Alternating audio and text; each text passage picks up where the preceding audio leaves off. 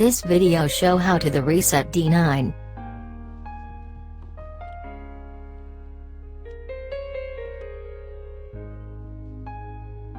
Press and hold the reset button. Switch on. After 5 seconds, release the reset button. LCD display reset OK.